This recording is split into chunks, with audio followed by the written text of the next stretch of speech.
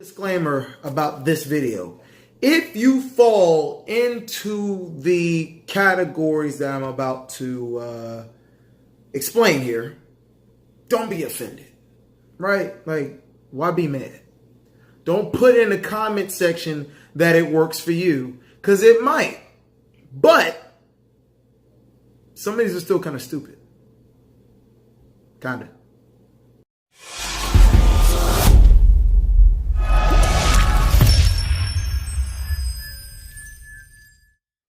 What's going on, everybody? Welcome to the channel. It's your boy Hardbody Time. For today's video, I'm actually in my apartment. I just got here. So if y'all hear noise, it's some kids out here living their best life. They playing. And I don't want to be mean to kids that's playing just because I got to do a video for YouTube. In between my dining room and my kitchen. And I got to make some food for today because I'm hungry. And the Eagles are about to play. So I figured let's do a video right now. This video should go up on Monday. Anyway, I want to talk about a couple of the...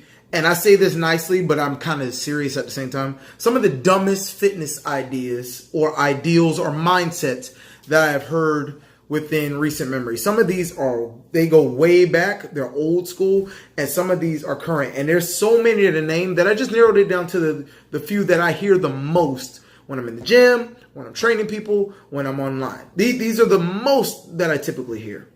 And the first one comes down to nutrition and diet strategies and whatever people comes up. And it's two things. It's intermittent fasting and the keto diet. Because those tend to be the two hot trends. It's January. Everybody wants to lose weight. Everybody wants to get the body fat off. Everybody wants to see the scale go down.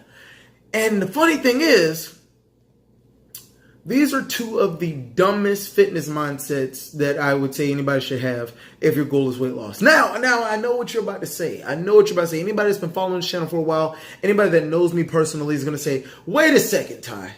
You intermittent fast. How could I, of all people, bash intermittent fasting? How could I? The audacity. Listen here.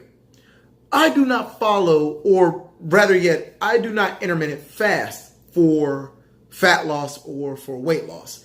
Now, if I stay on the lighter end of things, it's simply a byproduct, right? Same thing with keto. If anybody's following keto, that may be for them because it's working for their particular goal, but it's not very sustainable. But I'll get into keto in a second. With me, intermittent fasting is simply what it sounds like. It is more of just fasting for the mental benefits. I've been intermittent fasting for about 3-4 years. I don't eat till about 1:30, 2 o'clock. I have not eaten yet. I'm actually going to eat my first meal in a little bit. That's why I'm getting ready to cook. But what it's allowed me to do is decide for myself and mentally get out of these blocks that you have to eat because everybody else is eating. I no longer eat breakfast because everybody else gets up at 6 or 7 or 8 or 9 and goes to IHOP. And because of that, you have to be hungry. You have to eat breakfast because that's what you've been programmed to do. Because it's the most important meal of the day. Wrong. Breakfast is whatever meal you break your fast with. So if I break my fast at 1:30, that therefore is breakfast because my fast is broken. So yes, that is the most important meal of the day. But I don't have to have it at 8 a.m., right?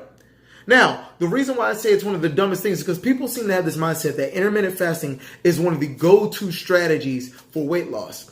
And while it may definitely have some weight loss benefits, it is definitely not the go-to strategy for weight loss. The reason being because most people can't sustain it. And you know what I'm getting at. I know you don't want to hear it, man, but look, if you're intermittent fasting and it's killing you deep down inside your soul to go a few hours without eating, maybe it's not the best idea for you. Yeah, I get it. It has its perks. But look, for some people, maybe it's about more strategic meal planning. Maybe it's about eating the right foods at the right time of day before you go to bed and having something more nutritious. And so you're not, you're not in not just a caloric deficit, but a nutrient deficit, and you'll be okay. So everything ain't for everybody. Now, getting back on keto, and I know I jump on keto a lot, but listen, the only reason I jump on keto is because carbs get such a bad rap, man. I don't know why y'all hate carbs in 2019, but listen, I love carbs, man. I love me some carbs, and you don't need to cut out carbs to lose weight. Shocker, you don't need to. You can eat carbs. Did you know that? Did you know you can eat carbs? You can eat carbs, y'all. You can eat plenty of carbs. Ask vegans. They eat carbs. The problem with keto is, you can really... Listen, you can really lose some weight on keto. You can really lose some body fat. You can. I'm not even going to deny the weight loss benefits of keto. The problem with keto, it's my only problem. Most people that do keto can't keep up that lifestyle because people of my culture tend to like certain foods that are very starchy, very high fat, very carb heavy. And what happens is when you still love those foods, right? It's kind of hard to work around it. Now, don't get me wrong. You got things like pizza. They got keto pizza. They got keto this and keto that. But you may enjoy actual pizza. You may enjoy a real hamburger that's not low carb with a nice potato bun or brioche. Oh, man. You want grilled cheese? Yeah. Certain things you can't have on keto. Certain things you can't. And those happen to be the foods I love. So I would never recommend something that I can't sustain. That is my only knock on keto. But if it works for you, don't be offended. Like I said, it's just one of the dumbest fitness trends I've heard in a while because everybody tends to be jumping on something that they can't actually sustain. Now, another very, very, very dumb fitness trend. In 2019, women still are scared to lift weights. And I can't believe this. I have a video on this channel from way back when. I think it's called Women Need to Hear This. And it kind of goes into the subject, so I'm not going to be long on it. Women still in 2019 feel that if they lift 5 pounds heavier than what they're used to, they're going to get big. That is, and I'm saying this, and I mean this nicely, that's one of the dumbest things I've ever heard of. Not only is it an insult to weightlifters, it is an insult to yourself. Like, you got to be smarter than this.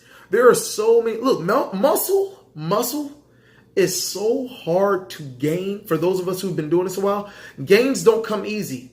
And it takes more than picking up 2.5 pound dumbbells to really get any serious, significant female bodybuilder type of growth. So no knock on anybody, but I'm just saying, y'all gotta let it go. Pick up the weights. You're gonna like the way you look. If anything, you're gonna feel stronger, which is one thing I definitely encourage my women and my female clients. Be strong. It's not about being big. Let's just make you strong. And in order to do that, you gotta pick up some bigger weights. You know, it's just one thing to think about. And one of the last things I'm going to get on today, one of the last things, because I don't want this video to run too long. One of the dumbest things that I hear, and people still do it in 2019, is a lot of these lose belly fat quick strategies. I see it with pills. I see it with wraps. I see it with the waist trainers. Let me tell you something. From someone who has used a waist trainer. And I'm going to tell you why I've used it in a second. First of all, before I bash anything, I like to try stuff out. There are people that I have been friends with that do competition, right? They're physique competitors, bodybuilders. You know, they use waist trainers for different reasons. I'm not going to knock on that if you are somebody who plans on going on stage and you are looking to shrink up the waistline for a certain look for an event. It's the same reason I don't bash low carb diets or hard carb cycling or dehydration when you gotta go on stage. It's just a different ball game when you gotta go up there, pose, and you gotta be dried out. I get it. I know the struggle. I don't compete, but I do photo shoots, and dieting for a photo shoot and dieting for a long-term health goal is two completely different strategies. So disqualify yourself if you fit in this category. What I'm talking about is the normal 9-to-5 woman who will buy a waist trainer thinking she's gonna lose her belly. That is so stupid. And the reason why I call it one of the stupidest things ever, because if anything, that waist trainer may be doing more harm than good. Reason being is because not only are you not losing belly fat, you may think just because you're sweating from there, you're losing something. No, you're just losing some water weight. That's going to come right back on the minute you eat or drink something, that water weight's going to come right back in. And sweating is not an indicator of fat loss. So just because people think, oh, this person sweats more than me, they're burning more calories, burning more body fat, that's not true either. Okay, so you can let that go. So with the waist trainers, I'm going to tell you this. Again, if you're a physique competitor, this does not apply to you. You got to get off of these waist trainers, especially if you're using them for everyday activity. If you're somebody who's wearing these things for hours and hours and hours a day, you could be causing some serious organ damage. And you're not going to feel it now, but long term, the effects of pressing your organs together in your midline over and over and over, I don't know if you can see that here, just pushing all that in continuously, is not good. It's not good. And so you are putting a lot of pressure on your internal organs that way, especially your intestine. So my advice, lose weight the right way. Belly fat does not come off the same way everything else does because you cannot spot reduce fat. You can't just target that one area. You got to lose body fat all over. Okay? So there's no special way to lose just body fat from your belly. Okay? Give it up. Give it up. Give up the waist trainers. Now, I will say this. If you are looking to tighten up on your waistline. If you are looking to have a more aesthetic waistline, maybe lose some inches around the waist, you can definitely train up the muscles in that area so that once you lose the body fat, because you still got to get your nutrition in check, once you lose the body fat, there's definitely some exercise you can do so where that area looks a lot more curvy, a little more aesthetic, a little more thinner. But that comes from training your obliques, training your transverse abdominis, and training your rectus abdominis. Basically, training your six-pack and training your obliques that run along the side. And I will actually release a video about how to train those areas. But again, it starts with your body fat percentage and getting that down.